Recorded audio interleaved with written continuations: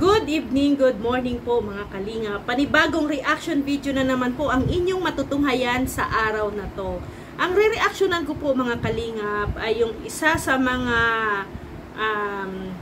interview po ni Kalingap Dan kay Roel of Malalag and Rachel Morales Vlog. Alam ko po na halos lahat naman na tayo ay nakapanood po doon sa interview na yon ni Kalingap Dan sa dalawa. Pero kaya re-reactionan ko siya mga kalingap. At syempre, i-share ko rin yung aking opinion tungkol doon sa mga katanungan at syempre ang sagot din ni Roel of Malalag. So, dito mga kalingap, ito yung time na kung saan nag-birthday po si Ate Edna doon po sa may church nila, nag-celebrate sila doon. So, makikita po ninyo na nagbanding po ang mga matubang brothers at ang pamilya, ang mag-cousin doon po sa event na yon.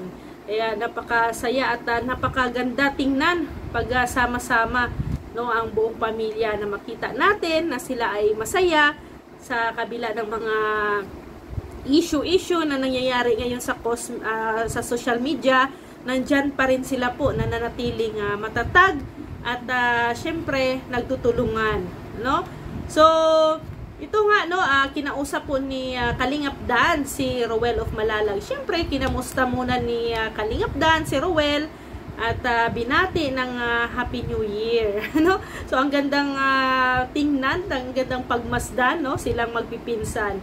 So yun nga ang New Year's resolution po ni Roel, tinanong kasi yun ni Kalingap Dan. So isa lang naman ang gusto ni Roel, maging productive lalo, ang 2024. Kung productive siya noong 2023, umaangat siya o yung mga pagtulong niya ay umaangat, sana ngayong 2024 times 3 or times 4, ang pag-angat or pagiging todo-todo na pagka charity vlog niya, charity vlogger niya.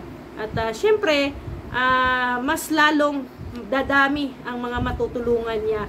And of course, may mga pabahay na rin siya dyan sa Daet, sa Camarines Norte, mga dalawang pabahay niya. And alam natin na madadagdagan pa, sa ang pabahay ni Roel of Malalag. So, ayun, isa na sa mga tinanong din ni Kalingap Dan kay Roel, na isang taon na pala sila ni Rachel. Oo naman, isang taon na po silang magkakilala, magkasama, ni Rachel Morales, di ba? So, sa isang taon na yon, ang daming pagsubok, di ba? Nung 2023, ang daming pagsubok na nangyari sa dalawa, ang daming mga basher, ang daming mga taong humusga, ang daming dumidikta sa kanila na gawin mo yan, ito ang gawin mo, di ba?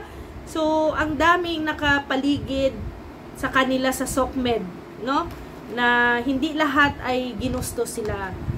So, si Roel ay natural lang ang kilos, nila ni Rachel, kung ano yung nakikita natin sa camera, off-cam, on-cam, yun na po sila. Yun na po ang pinapakita nila. Sabi nga ni Roel ay ayaw nilang parang nagkukunwari sa harap ng camera. So kung ano yung nakikita natin sa camera, kahit off-cam, yun na po talaga sila. Kung sweet sila, sweet sila talaga sa totoong buhay. Wala kayong magagawa doon. Wala na tayong magagawa doon.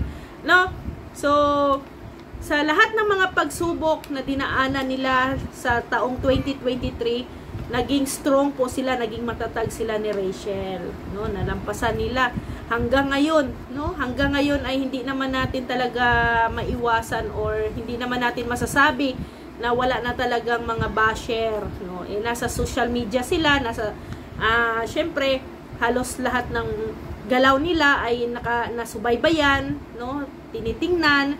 So, kaya sabi nga ay mag-ingat-ingat na lang. At salamat kasi na dahil sa mga basher, naging matatag silang dalawa. Yan ang mahalaga, no? Yan ang mahalaga sa isang relasyon, no? Magtulungan, magtiwala, at hugutan ng lakas ang isa't isa, no? So, na-open din po ni Ruel na ano daw, no, nung kasagsagaran ng mga issue, no? Naisipan daw po talaga ni Rachel na sumuko or huminto sa social media. Parang ayaw ng mag-vlog or what if ba na para bang kasi bigla ang pagbabago ang buhay niya, 'di ba, ni Rachel. Kasikatan niya, sumikat siya sa Kalingap community. So parang ang daming niyang naririnig, no? Parang nanibago lang si Rachel that time. So siyempre bilang isang yung parang nabigla siya, so naguguluhan si Rachel. Kaya nga pinayuhan siya ni Ruel na maging strong ka lang, no? Wag dapat patulan yung mga basher, mga negative vibes, mga negative, kailangan maging positibo lang.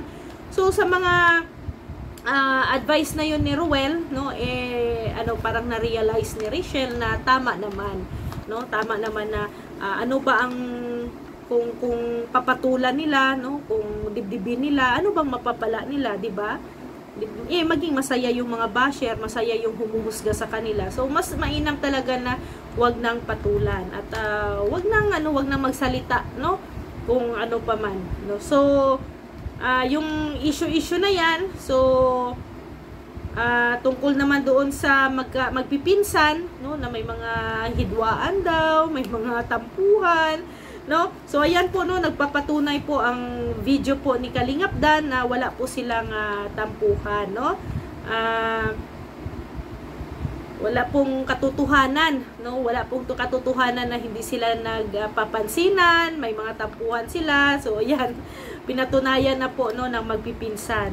Alam niyo po mga Kalingap, huwag po nating pangunahan sila kasi unang-una, no, malayo tayo, viewers lang tayo, wala tayo sa kanilang tabi, no. O kung ano lang ang nakikita natin sa camera, no, yun lang, no. Hindi na natin, wag na tayong yung ating isipan, wag na nating ilabas yung parang mag-spread pa ng parang dadagdagan pa ang storya, no. So, kung ano lang yung nakikita natin, kung masaya, masaya, o, di ba? Hindi ko alam kung saan ba nagsisimula yung mga ganong issue na may mga tampuhan ang magpamilya. No? So na fake news kayo doon, no? Wala pong ganon, no? So si Ruel at saka si Rachel, no, at syempre ang magpipinsan, no, sila Kalingap Rab, Kalingap Dan, ang buong pamilya, no, sinusubok lamang, no, sinusubukan lamang dito sa social media, no, kung gaano po sila katatag na pamilya, no. Kaya masaya tayo kasi nalampasan naman po nila ang lahat ng yon, no. Hindi sila nagpa-apekto sa mga negative na mga comments ng mga commentator, mga basher kung tawagin, pero salamat pa rin sa kanila kasi, no, sa mga basher, mga komentor, kasi at least kahit papano ay nanonood naman sila sa mga video, no. Hindi naman sila magko-comment kung hindi sila nanonood. Salamat pa rin sa inyo, kabilang pa rin po kayo sa views. No, so inamin naman po talaga ni Rachel, no, about naman dito kay Rachel, inamin niya naman talaga na napapagod naman daw siya, no. Napapagod siya, lalo na sa basher. Nakakapagod naman po talaga, no? Lalo na yung basher ay paulit-ulit na lang yung sinasabi na wala na makatotohanan.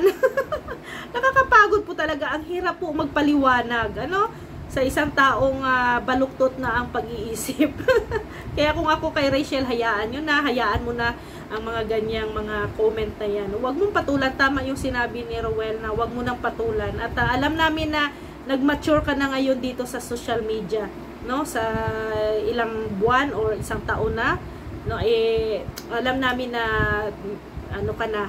matured ka na dito sa SOCMED at alam mo na paano i-handle, no, ang mga ganyang mga comments, no, ganyang mga sitwasyon, no. Kaya at least napapatunayan mo sa sarili mo na naging matibay ka, no. Kaya alam kong mataas ang iyong mararating, no? Basta lang, tiwala lang sa sarili, manalig lang sa Diyos, hanggat na naman wala kang inaapakang tao, no? Go ka lang. Wag mo silang pansinin, no?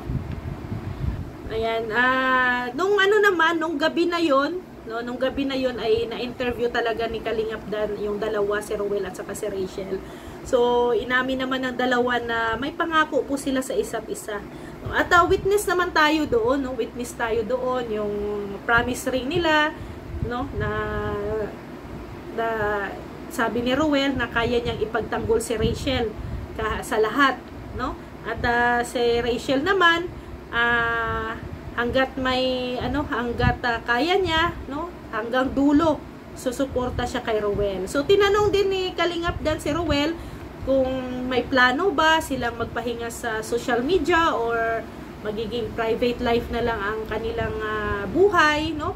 So sabi ni Ruel naman, no, hanggat mayroong sumusuporta sa kanila, tuloy po ang pagbablog nila. Alam nyo kasi mga Kalingap, lalo na ay parang nahubog na po si Ruel at saka si Rachel sa charity works, no? Hirap na po talagang bitawan. Hirap bitawan ang pagcha-charity. Siguro kung mga personal vlog or mga ibang mga content kaya mo, pero pag terms of charity, no, mga charity vlog, pagtulong, ang hirap pong bitawan. Gaya nga namin, no, kahit nga medyo hindi naman kami nagtitrending hanggat merong mga taong tumutulong sa amin, no, kung tumutulong kami hanggat sa kung ano lang ang kaya naming iabot. Kaya ang hirap po kasing ang hirap bitawan pag yung puso mo ay nahubog na po, no, nahubog na sa pagtulong. Ang sarap tumulong, no, nakaka-proud sa sarili at nakakagaan, no, ng loob ang pagtulong. Kaya dito, no, sa mga hindi pa po nakapanood sa interview na to, puntahan nyo lang po ang channel ni Kalingap Dan. Nandoon po ang buong detalye ng storya, kwento ng kanyang interview. So puntahan nyo lang po at alam ko ay may marami kayong matututunan sa kanyang mga upload videos, no. More on si Kalingap Dan, nagcha-charity din, and more on interview, mga siya, no, sa mga kasamahan nating mga Kalingap partners. Doon marami kayong makikitang mga videos doon na iba pa mga Kalingap partners, at makilala nyo po ng husto yung mga Kalingap partners natin doon sa mga interview po ni Kalingap Dan. So maraming salamat po mga Kalingap sa walang sawang pagsuporta po sa aking channel. At syempre maraming salamat din po kay Kuya Val Santos Matubang, Ate Edna Vlogs, Kalingap Rab, Ruel of Malalag, and Rachel Morales Vlogs. Maraming salamat po mga Kalingap. See you tomorrow. God bless everyone. Bye-bye po!